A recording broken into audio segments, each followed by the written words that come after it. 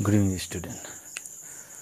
सर्वप्रथम वीडियो वालों को ये बता रहा हूँ कि कल की क्लासेस तो गैप हो गई थी, जो कि मैंने एडवर्ब तक कंप्लीट करवा दिया था। एडवर्ब हम लोगों का कंप्लीट हो चुका है और मैं आज आप लोगों को पढ़ाऊँगा क्या, प्रीपोजिशन। ठीक है, सबसे पहले आज हम लोग ले करके चलते हैं प्रीपोजिशन, कंजंक्शन और इंटरजेक्शन। 2 ही 3 और बच जाते हैं पार्ट्स ऑफ स्पीच, जो कि जल्दी ही ख़त्म कर दूंगा मैं। ठीक है ना, ये प्रीपोजिशन और प्रीपोजिशन की हिंदी होती है तो ये संबंध बोधक अव्यय होता है।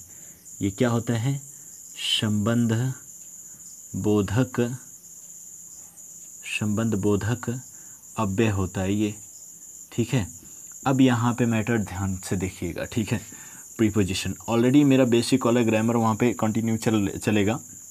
मैंने आप लोगों से कहा था कि यहाँ पे वही वाला ग्रामर मैं पढ़ाऊँगा जो कि आप लोगों के एग्ज़ाम से रिलेटेड है। ठीक है ना, जब ज़्यादा डीपली हम लोग नहीं जाएंगे, ज़्यादा डीपली हम लोग पहले एग्ज़ाम एक बार क्रैक कर लें, उसके बाद हम लोग अपना देखेंगे आगे का आगे। ठीक है, प्रीपोजिशन। ठीक है, तो अगर मैं कहूँ तो यहाँ पे एक प्रीपोजिशन की डिफिनीशन क्या हो जाएगी, ए preposition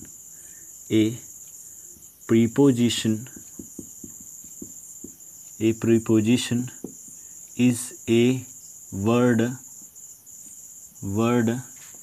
to be relates between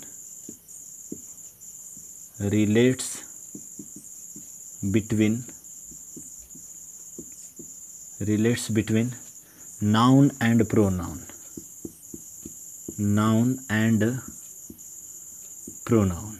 ठीक है, a preposition is a word to be relates between noun and pronoun. Preposition बहुत ज़्यादा होते हैं। ठीक है, हम लोग सारा का सारा यहाँ पे करेंगे नहीं। ठीक है ना, कुछ ऐसे इम्पोर्टेंट 10-20 प्रीपोजिशन कर लेते हैं जो कि हमारे एग्ज़ाम में बस एग्ज़ाम से रिलेटेड होता है। ठीक है, अब सबसे पहली बात तो ये आप लोग लिख लीजिए। ठीक है, एक बार आप लोग लिख लीजिए, ये डेफिनेशन है। ठीक है ना, डेफिनेशन है। ठीक है, डेफिनेशन इसका ये रहा। अगर मैं एज फॉर में लूँ, पूरा दिख रहा होगा आप लोगों को। ठीक है, हाँ दिख रहा है, पूरा दिख रहा है। ठीक है, चलिए आगे। तो आगे हम लोग चलते हैं। A preposition is a word. ठीक है, a preposition is a word to be relates between noun and pronoun. चलिए आगे चलते हैं। प्रीपोजिशन हो गया। ठीक है, अब आप लोग यहाँ पे एज़ फॉर लिख लीजिएगा। ठीक है, एज़ फॉर यहाँ पे क्या हो जाएगा, तो एज़ फॉर यहाँ पे लिख लीजिएगा। एज़ फॉर ब्लू वाले से नहीं देखेगा तो आप लोग ब्राइटनेस बढ़ा लीजिएगा। ठीक है, चलिएगा देखिएगा। एज़ फॉर हो जाएगा, इन हो जाएगा, अपॉन हो जाएगा, इनटू हो जाएगा। ठीक है, इनटू हो जाएगा। उसके बाद आपका और लें तो ऐट हो जाएगा। ठीक है, और लें तो विथ हो जाएगा।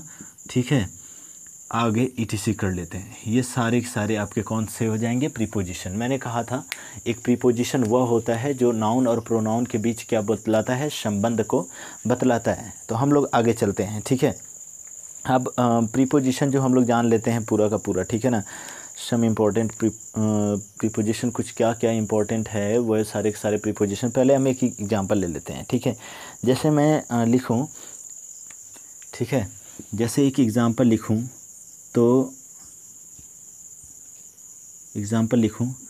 तो यहाँ पे देखिएगा क्या हो जाएगा, he came on Monday. He came on Monday. तो यहाँ पे जो बात आती है वह ही केम ऑन मंडे। तो यहाँ पे जो प्रीपोजिशन है वह क्या है, देखिए वह आपका यहाँ पे क्या है, वहाँ यहाँ पे क्या है, ना ऑन है। ठीक है, यानी यह क्या हो जाएगा, प्रीपोजिशन हो जाएगा। ठीक है, ये प्रीपोजिशन हो जाएगा। क्लियर हुआ पॉइंट। ठीक है, यानी ही केम ऑन मंडे। ठीक है ना, सॉरी। ठीक है, ही केम ऑन मंडे, यहाँ पे यह जो ऑन होगा वह प्रीपोजिशन हो जाएगा। क्लियर होगा पॉइंट। अब आगे हम लोग चलते हैं। ठीक है, अब हम कुछ इम्पोर्टेंट प्रीपोजिशन लिख लेते हैं जो कि हमारे यहाँ पे एग्ज़ाम से रिलेटेड बिल्कुल काम में आएगा, और वो प्रीपोजिशन लिख लेते हैं और देखिएगा आप लोग। ठीक है, हटा दूँ इसको। आई होप दैट आप लोग लिख लिए होंगे। ठीक है, चलिए लिख लिए हैं तो चलिए आगे चलता हूँ मैं लेकर के। ठीक, चलिएगा देखिएगा। एट में पर, ठीक है ना, ये कुछ प्रीपोजिशन मैं लिख रहा हूँ, यहाँ पे लिख लीजिएगा तुरंत। ठीक है ना, एट में पर, ऑन अपॉन पर, इन में हो जाएगा। ठीक है ना, इनटू जो है वह में का ही अर्थ प्रयुक्त करेगा, लेकिन यहाँ पे परंतु इससे गति का बोध होता है, ठीक है ना। लेकिन यहाँ पे इससे क्या गति का बोध होता है। बाई समीपता या साधन का समय, ठीक है ना। विथ साथ, टू स्थान सीमा, फ्रॉम से, ऑफ का की के में, और फॉर के लिए, वास्ते में, अंडर से कम नीचे में, अधीनता, और एट और इन का छोटे कस्बों या गाँव के लिए प्रयोग किया जाता है, ठीक है। और यहाँ पे एक बात देखिएगा, एट जो है वह छोटे कस्बे या गाँव के लिए, लेकिन इन जो है वह बड़े नगर या देश के लिए किया जाता है, ठीक है ना। जैसे इन द सिटी, ठीक है ना। अब यहाँ पे जो इन अमेरिका, ठीक है, इन इंडिया, तो यहाँ पे क्या हो जाएगा, यह बड़े नगर या देश के लिए किया जाता है, ठीक है ना। अब ये जो एट है उसका प्रयोग जो है वह छोटे कस्बों के लिए किया जाता है। चलिए आगे देखते हैं। ये हो गया होगा लगभग आप लोगों का, कर लीजिए फटाफट कर लीजिए, फिर आगे चलता हूँ। हो गया, चलिए स्क्रीनशॉट लगभग आप लोग कर चुके होंगे, सारा कुछ दिखाई दे रहा है ना। यहाँ पे मे पर है, ठीक है ना। मे पर आप लोग कारक की विभक्ति पढ़े हो ना, ये जस्ट उसी की तरह है, ठीक है। अब हटाऊँ इसमें, पहली हेडिंग आप लोग डालिएगा अभी, और मैं लिखवाऊँगा। जैसे आपका बिफ़ोर हुआ, आफ्टर हुआ, ठीक है। बिफ़ोर आफ्टर तो प्रीपोजिशन नहीं आएंगे। जैसे आपका बिहाइंड हुआ, टूवर्ड्स हुआ, ड्यूरिंग हुआ, टिल, अनटिल, ये सारे करवाऊँगा। अबाउट का भी करवाऊँगा, लेकिन अभी थोड़ा सा रुके रहिए क्योंकि जगह ही कम थी, इसलिए थोड़ा सा अभी मैं करवाऊँगा, सारा ही नोट करवाऊँगा, ठीक है। पहले एक बार सारा नोट ही कर लें, क्या नोट कर लें या करते हुए चलें? पहले इतना कंप्लीट करवाता हूँ, ठीक है। चलिए आगे चलते हैं। इसको हटाऊँ, इसको हटा दूँ, चलिए कहाँ रख दिया मिटाने वाला, ठीक है। अब लिखिएगा, पहली हेडिंग डालिए एट का प्रयोग, ठीक है ना। यूज ऑफ एट, वहाँ पे हेडिंग डाल लीजिएगा, ठीक है। हेडिंग डालिएगा और एट का प्रयोग जैसा कि हम लोग जानते हैं कहाँ पे किया जाता है, तो यहाँ पे लिख लेते हैं, ठीक है। जैसे एग्जाम्पल कुछ मैं दूंगा, ठीक है। एक मिनट इसको रख देता हूँ, ठीक है। क्या हो जाएगा, ठीक है। यहाँ पे हो जाएगा एट जो होगा वह कहाँ पे प्रयोग किया जाएगा, तो वह प्रयोग किया जाएगा समय, दर और गति के लिए और पर के लिए, ठीक है। ये आपका हो जाएगा ये एट का प्रयोग, ठीक है। अब जैसे मैं कहूँ, ठीक है, जैसे अगर मैं कहूँ तो यहाँ पे और ले लेते हैं, तो यहाँ पे क्या हो जाएगा, आई केम एट, आई एग्ज़ाम्पल, अगर एग्ज़ाम्पल के द्वारा समझ लेते हैं इसको, ठीक है। क्या हो जाएगा, आई came at 6 o'clock, I came at 6 o'clock। तो यहाँ पे देखिए पर आया ना 6 बजे, यानी समय आया, तो समय से पहले हमने क्या प्रयोग कर लिया, हमने एट का प्रयोग कर लिया, अर्थात ये जो एट है वह क्या हो जाएगा, वह आपका ये रहा, ठीक है। अब एक दो और एग्जांपल ले लेते हैं, और फिर आगे चलते हैं, ठीक है ना। जैसे लिखिएगा ही इज, लिखते रहिएगा साथ में आप लोग, ही इज एट स्कूल, ठीक है। यहाँ पे पर का अर्थ आ रहा है, अर्थात यहाँ पे एट क्या हो जाएगा, स्कूल से पहले भी किसका प्रयोग होगा, एट का प्रयोग होगा, ठीक है ना। अब आगे अगर मैं चलूँ तो एक और लिख लेते हैं, ठीक है। जैसे the taxi run at full speed, ठीक है ना। The taxi run at full speed, क्या आया, गति आई ना। यहाँ से क्या बोध हो रहा है, इससे गति, यह गति बोध हो रहा है, अर्थात जब गति आएगी तो उससे पहले किसका प्रयोग होगा, एट का प्रयोग होगा। तीनों चीज़ें हमने सीख लिया, समय और दर हो गया, दर का मतलब कि वही अभी दर का भी दे ही देते हैं, ठीक है ना। गति हो गया, गति ये रहा, और स्कूल आपका जो आपका यहाँ पे रहा पर्क वाला, ठीक है ना। अब आगे चलते हैं, ठीक है। ये आपका पूरा का पूरा रहा ये ऐट का स्ट्रक्चर, ठीक है। अब यहाँ पे आगे चलें, ठीक है। चलिए आगे चलते हैं, ठीक है। अब यहाँ पे आगे अगली वाली हेडिंग जो हम डालेंगे वह ऑन अथवा अपॉन का प्रयोग, ठीक है ना, ऑन अथवा अपॉन का प्रयोग। हटा दूँ इसको, चलिए लिखते रहिएगा, फटाफट डिनोट कीजिएगा, ठीक है ना।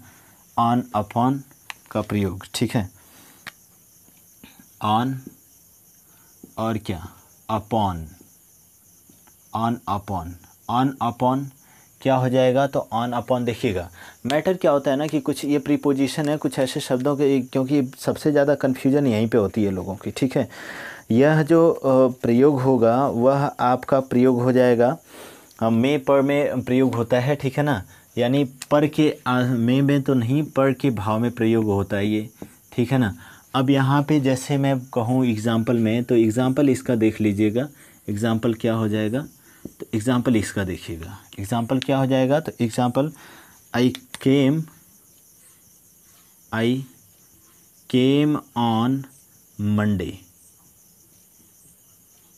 आई केम ऑन मंडे। यहाँ पे देखिएगा, यहाँ पे मैंने सोमवार, sorry, I came on Monday हो जाएगा, ठीक है। यहाँ पे क्या हो जाएगा, यहाँ पे ऑन लग जाएगा, ठीक है ना, यानी केम, सॉरी यहाँ पे केम कर लीजिएगा, ठीक है ना, केम ऑन मंडे, ठीक है ना, मैंने सोमवार पे आया, ठीक है ना, यानी सोमवार के दिन पर मैंने आया, ठीक है। यहाँ पे क्या हो जाएगा, तो ये आपका पहला रहा। दूसरा एग्ज़ाम्पल ले लेते हैं, ठीक है ना, एक और लिख लीजिएगा, एग्ज़ाम्पल क्या हो जाएगा, तो एग्ज़ाम्पल लिखिएगा काऊ लिव्स ऑन ग्रास, ठीक है ना, cow lives on grass, lives on grass. तो यहाँ पे क्या लगा, ग्रास से पहले क्या लग जाएगा, ऑन लग जाएगा। समझ में बात आई ना। ये आपका पूरा का पूरा रहा ऑन का स्ट्रक्चर, ठीक है, ऑन। और अब देख लेते हैं थोड़ा सा आगे, चलिए आगे देखिएगा, ऑन हो गया, चलिएगा आगे, ठीक है। अब हेडिंग डाल लीजिएगा, इसी तरीके से अपॉन का भी प्रयोग होगा, तो आप लोग कर लेंगे इसका प्रयोग, ठीक है। जैसे अगर मैं एक वाक्य बोलूँ यहाँ पे, अगर मैं एक वाक्य बोलूँ यहाँ पे, तो देखिएगा, लिखिएगा, ठीक है, एक वाक्य लिखिएगा, लिखिएगा ही वेंट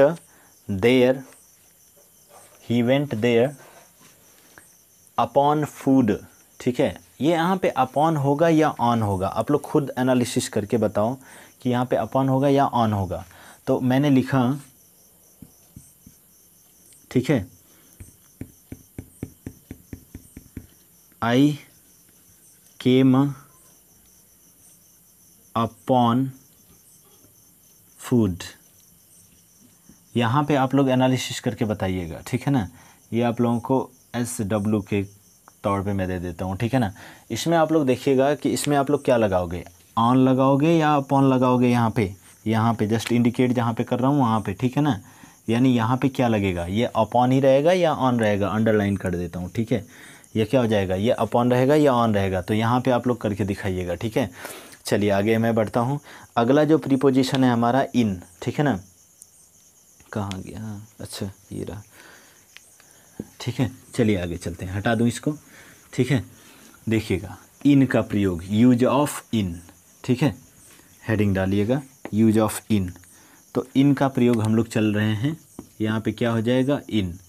तो इन का प्रयोग आप लोग जानते हो कि केवल और केवल में होता है, ठीक है। हाँ, तो यहाँ पे हम लिख लेते हैं, ठीक है। चलिएगा जैसे यहाँ पे एग्ज़ाम्पल अगर मैं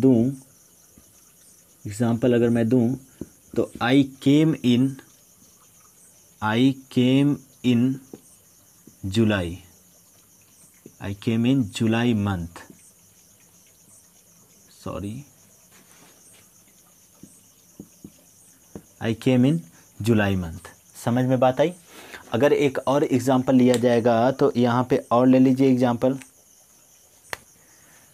एक और एग्ज़ाम्पल लिख लेते हैं, I saw him in the evening. यानी जहाँ पे भी मे की बात अगर आ रही है ना, तो यहाँ पे आप इन का प्रयोग करोगे, इनटू का प्रयोग बता रहा हूँ, ठीक है ना। इनटू का प्रयोग मैंने अभी अभी बताया कि गति के भाव में प्रयोग किया जाता है, गति के भाव में, ठीक है ना। तो अभी अभी उसको मैं क्लियर कर देता हूँ। और बहुत सारे एक्सेप्शनल हैं इन दोनों में, जो इन है और अपॉन है उसमें बहुत सारे एक्सेप्शनल मतलब क्या होता है, अपवाद होता है। एक्सेप्शन मतलब कि अपवाद होता है, बहुत सारे अपवादित भी हैं, क्योंकि कहीं कहीं क्या होता है कि इनटू का भी प्रयोग हो जाता है। जैसे अगर पूरी चीज़ें पूरी तरीके से अगर कोई बाहरी आवरण से ढका हुआ है तो वहाँ पे ई इनटू का भी प्रयोग हो जाता है, ठीक है ना। तो मैटर यहाँ पे समझने की कोशिश कीजिएगा कि यह जो इन है वह वहाँ पे क्या सिर्फ मैं की जब भाव में प्रकट करवाएगा तो वहाँ पे इन का प्रयोग होगा, ठीक है ना। अब आगे हम लोग चल लेते हैं। जैसे एक आधा और ले लें तो एक आधा और क्या हो जाएगा, वी आर इन डेंजर, ठीक है ना। एक और ले लेते हैं, we are in danger, we are in danger. यहाँ पे देख लीजिए, मैं खतरे में हूँ, ठीक है ना, सॉरी हम खतरे में हैं, ठीक है। यहाँ पे ये और ये तीनों के तीनों जब मे का अर्थ आया है तभी ये प्रयोग हुआ है, ठीक है ना। यानी जब भी कहीं पे मे वगैरह का अर्थ आएगा तो यहाँ पे क्या हो जाएगा, यहाँ पे आपका जो होगा वह प्रयोग होगा, इन प्रयोग होगा। क्लियर हुआ पॉइंट। अब लिखिएगा इनटू, इनटू, ठीक है। आगे चलें, इनटू हो गया। चलिए देखिए, मैंने अभी अभी क्या समझाया। यह अगर बाहरी वातावरण हो पूरी तरीके से, अगर आप खाली जगह पे हों तो वहाँ पे इन का प्रयोग करते हैं, ठीक है ना। अगर बगल में यहाँ पे लिखना होगा तो लिख लेना कि पूरी तरीके से खाली जगह होना चाहिए, ठीक है, खाली जगह होना चाहिए। तो यहाँ पे क्या इन का प्रयोग करोगे। लेकिन इनटू का प्रयोग कहाँ पे करोगे। इनटू का प्रयोग मैंने बोला आपसे कि जब भी ढके हुए हो, मैटर ऐसा हो ना कि आप ढके हुए हो, तब वहाँ पे इनटू का प्रयोग, ठीक है। जैसे मैं इसको हटाता हूँ, देखिएगा, चलिए इनटू का प्रयोग देख लेते हैं आगे, ठीक है। यहाँ पे इनटू, एक मिनट मिटा ही देता हूँ इसको भी, ठीक है। इनटू का प्रयोग, इनटू का प्रयोग जो होता है वह आपका में ही होता है।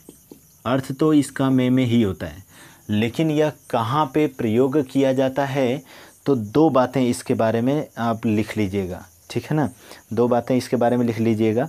यह लिखिएगा गति के भाव में, गति यानी जहाँ पे गति हो रही हो, ठीक है ना। यानी जब किसी भी वाक्य में गति का भाव प्रयोग हो तो वहाँ पे क्या है, वहाँ पे इनटू का प्रयोग हो जाएगा, ठीक है ना। क्लियर हुआ पॉइंट, वहाँ पे इनटू का प्रयोग हो जाएगा। समझ में बात आई। जैसे कि अगर ये भी कह सकते हैं कि पूरी तरीके से, पूरी तरह से ढका होना, पूरी तरह से ढका होना, ये क्या हो जाएगा, तो ये पूरी तरीके से अगर ढका हुआ है तो वहाँ पे इनटू का प्रयोग। जैसे जैसे यहाँ पे एग्जाम्पल देखिएगा, एग्जाम्पल देखिएगा क्या हो जाएगा। तो एग्जाम्पल आपका ये रहा, ठीक है।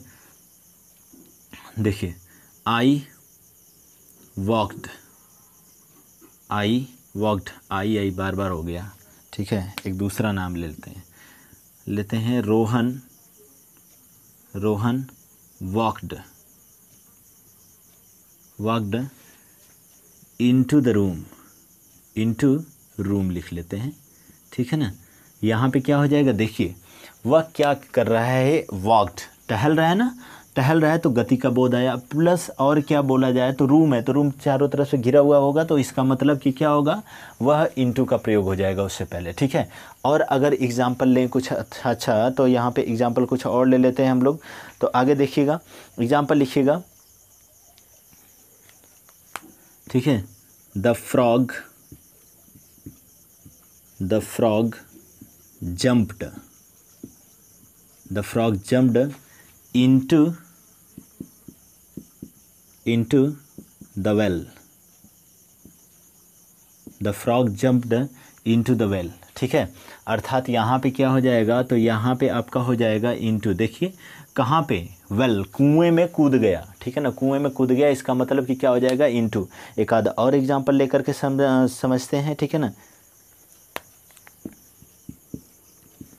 he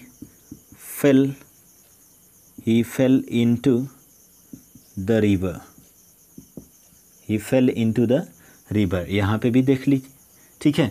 यानी इन तीनों के तीनों वाक्यों में देख लीजिए इनटू कहाँ पे प्रयोग हुआ है, जहाँ पे ऐसा लग रहा है कि पूरी तरीके से गिर जा रहा है कोई व्यक्ति है, जो कोई व्यक्ति हो या कुछ भी हो, ठीक है ना। अगर पूरी तरीके से गिरा हुआ है तो वहाँ पे इनटू का प्रयोग कर दीजिए, सीधी सी बात है, बस इतनी सी, ठीक है ना। और कुछ समझने के लिए है वो नहीं इसमें, ठीक है ना। प्रीपोजिशन में बस थोड़ा सा माइंड लगाना है, थोड़ा सा। देखिए आप ऊपर वाली भाव को याद रखिए, और जहाँ पे थोड़ा सा मैटर भी वैसा प्रतीत हो रहा है तुरंत का इनटू का प्रयोग कर दीजिए, ठीक है ना। यानी यहाँ पे जब भी इनटू का हम वहीं पे प्रयोग करेंगे जब में, लेकिन इन मतलब भी में होता है। मैंने कहा जब बाहरी वातावरण के लिए वहाँ पे इन का प्रयोग करते हैं, लेकिन यहाँ पे देखिए में जो है वह इनटू के भाव में तो प्रयोग होगा, करता ये क्लियर है, ठीक है। लेकिन इनटू यहाँ पे जब गति, थोड़ी सी गति है, ठीक है ना, जब गति कर रहा है तो वहाँ पे क्या हो जाएगा, इनटू का प्रयोग होगा। और पूरी तरीके से अगर ढका हुआ है कोई चीज़ है, वह पूरी तरीके से ढकी हुई है, तो वहाँ पे क्या हो जाएगा, वहाँ पे इनटू का प्रयोग करेंगे, ठीक है ना। क्लियर हुआ पॉइंट। अभी ये तो मैं बस ट्रेलर, एज ए ट्रेलर अगर कहा जाए तो एज ए ट्रेलर दिखा रहा हूँ। अभी आगे चल करके एक एक पूरा प्रीपोजिशन की सीट मिलेगी आप लोगों को, एक एक दिन केवल एक एक ठो प्रीपोजिशन ही करवाऊंगा। अभी थोड़ा सा लास्ट टाइम आने दीजिए एग्ज़ाम का, ठीक है। चलिए आगे चलते हैं। इसके बाद हम लोग लिख लेते हैं यूज ऑफ बाई, ठीक है। बाई, यूज ऑफ बाई, ठीक है। यूज ऑफ बाई का लिखिएगा,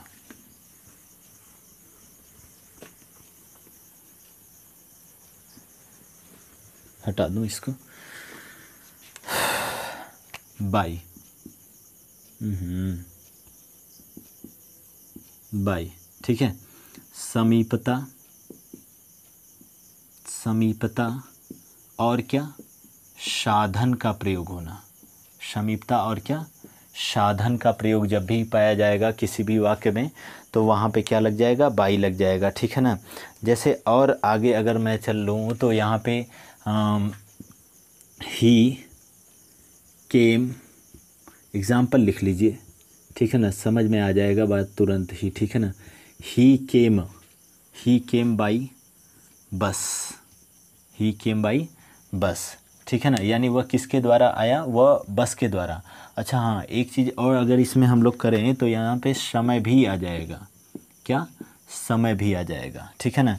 ही केम बाई प्लेन, अगर और मैं लूँ तो यहाँ पे क्या हो जाएगा, ही केम बाई प्लेन, ठीक है। ही केम बाई प्लेन। अगर और लिया जाए तो और स्ट्रक्चर इसका देखेंगे अगला, तो और अगर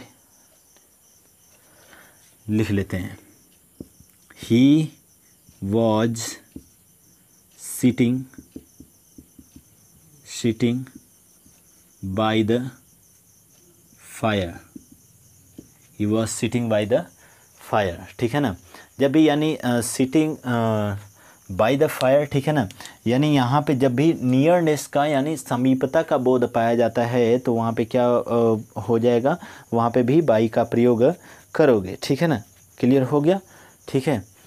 अब आगे चलते हैं, यहाँ पे देख लो, ये बाई का प्रयोग हो गया, ये बाई का प्रयोग हो गया, ये बाई का, मतलब साधन, समीपता और समय के भाव को दिखाने के लिए बाई का प्रयोग होगा। क्लियर हो गया ना इतना पॉइंट। यानी अब आगे चलते हैं, ठीक है।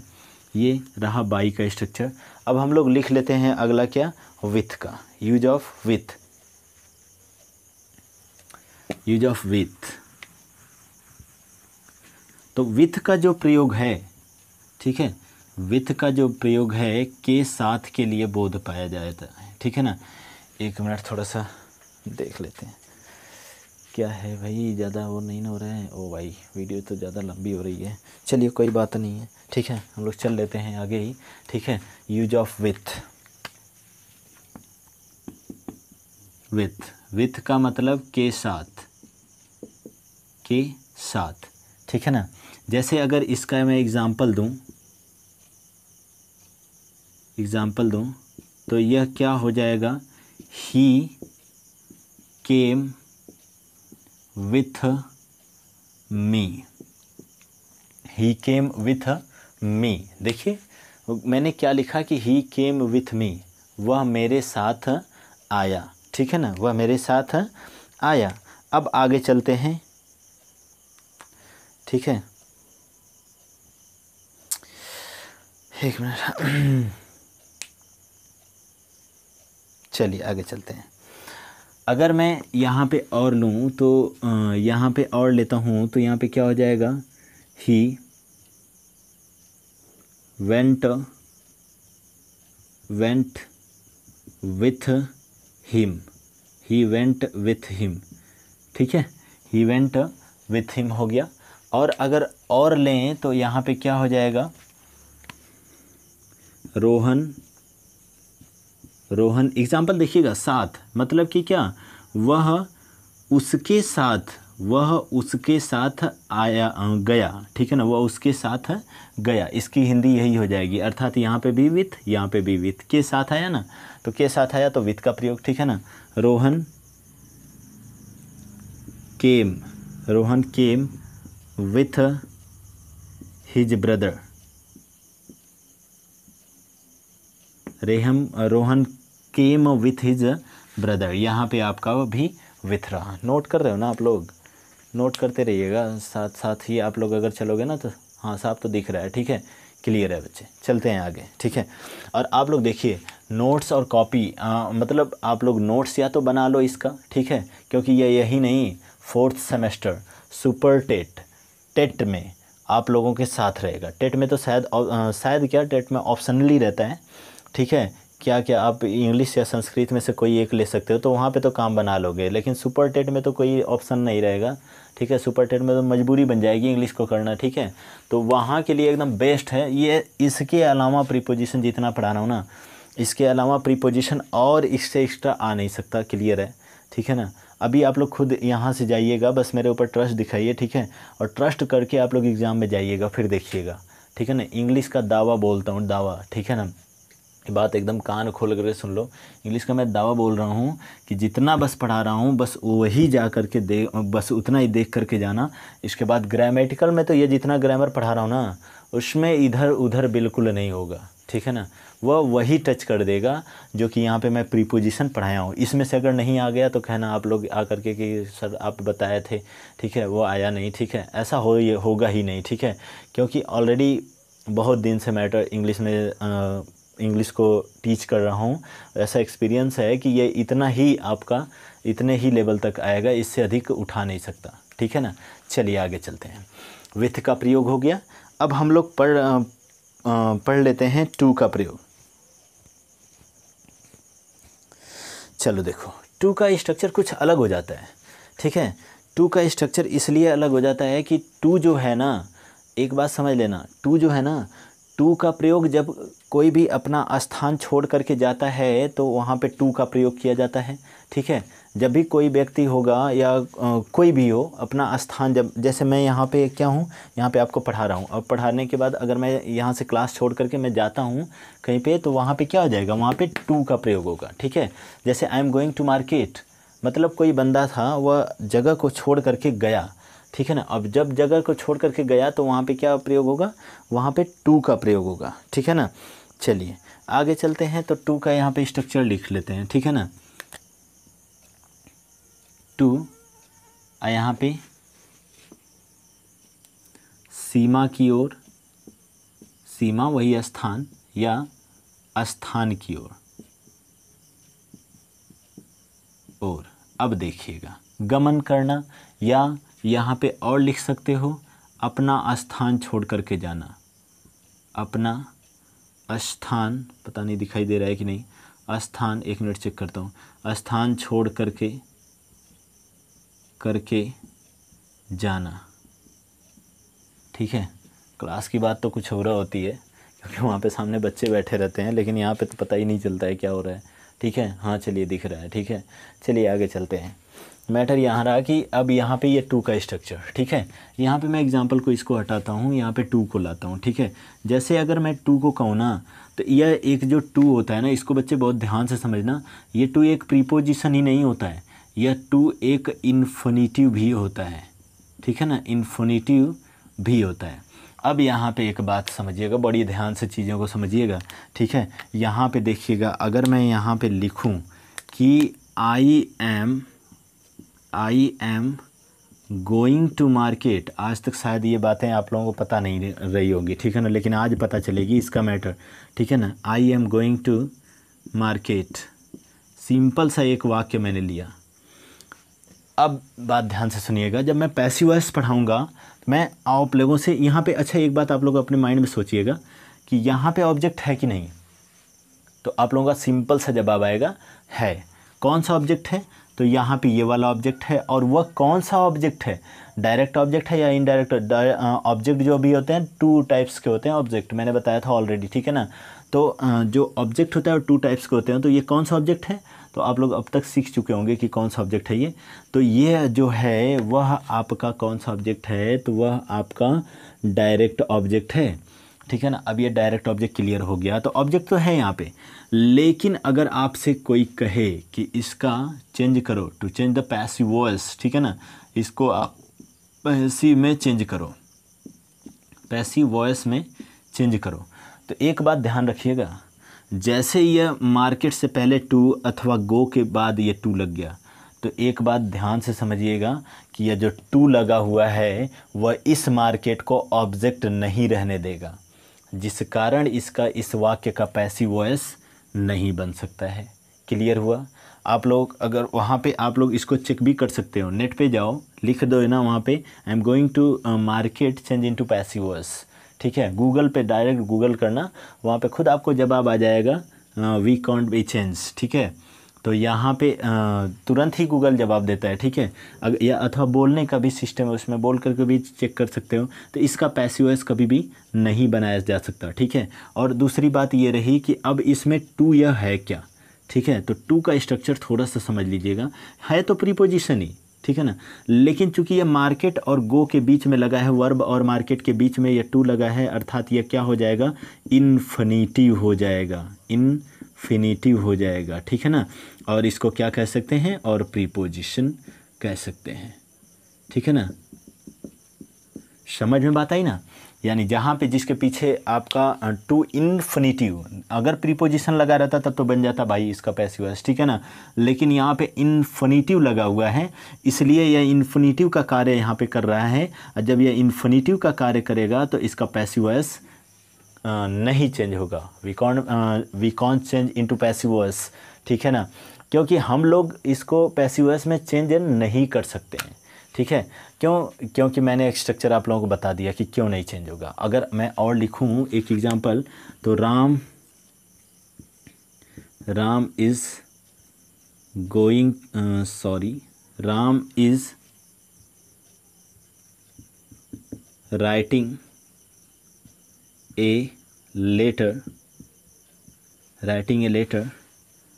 For me, writing a letter to me. यहाँ पे भी एक टू है, देखिए जुड़ा हुआ है, लेकिन यह इस ऑब्जेक्ट और इस ऑब्जेक्ट को जोड़ने का कार्य कर रहा है, अर्थात ये यहाँ पे क्या हो जाएगा, ये प्रीपोजिशन हो जाएगा, ठीक है ना। ये क्या हो जाएगा, ये प्रीपोजिशन हो जाएगा। क्लियर हुआ ना पॉइंट, लगभग क्लियर ही हो गया होगा, ठीक है ना। अब इसमें कोई दिक्कत है नहीं, ठीक है। तो यहाँ पे ये तो रहा आपका क्लियर पॉइंट, हो गया, टू हो गया, ठीक है ना। अब जो और बच्चे खुचे रह जाते हैं, बच्चे खुचे क्या, अभी बहुत ही सारे हैं, ठीक है। अभी एक दिन क्लास कल आई होप दैट अगर एक्स्ट्रा टाइम मिल जाती है ना तो इसको मैं ख़त्म ही कर दूँगा, ठीक है।